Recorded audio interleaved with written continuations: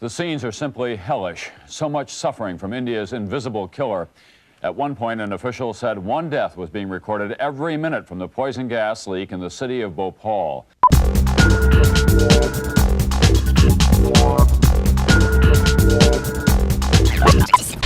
The enormity of the tragedy of Bhopal, India is becoming more apparent this morning. Authorities now say the toxic gas that escaped from a Union Carbide plant on Monday has killed at least 1,600 people, and they say another 50,000 people may suffer serious after effects such as blindness and sterility.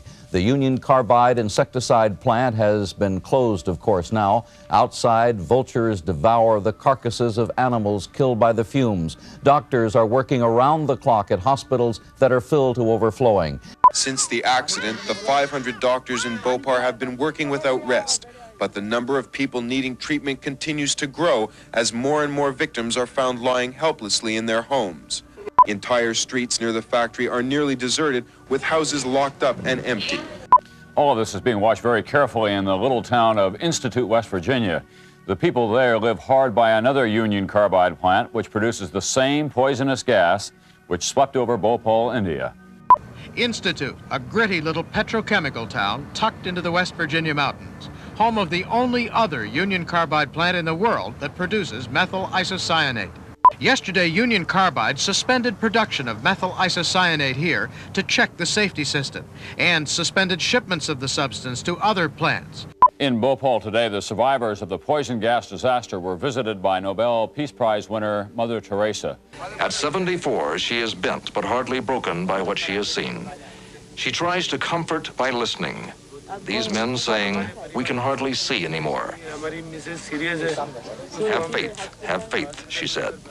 Let us learn during this time to forgive. It's very important that no bitterness, no anger dwells in our hearts. But hundreds in Bhopal were not in a forgiving mood, chanting, "Union Carbide is a killer." Union Carbide acknowledged today that 2 years ago the company had major concerns about the safety conditions for methyl isocyanate at its plant in Bhopal, India. New documents show that a Union Carbide safety team warned of problems handling methyl isocyanate 3 months before the deadly leak in Bhopal, India.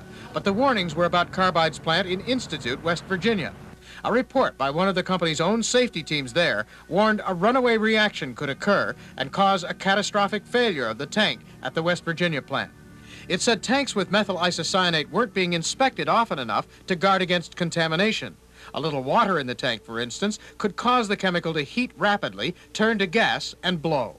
Corrective action was taken at Institute, but the plant in Bhopal wasn't told about any of this. I am confident that the victims can be fairly and equitably compensated without a material adverse effect on the financial condition of Union Carbide Corporation. But on Wall Street, Union Carbide had another bad day.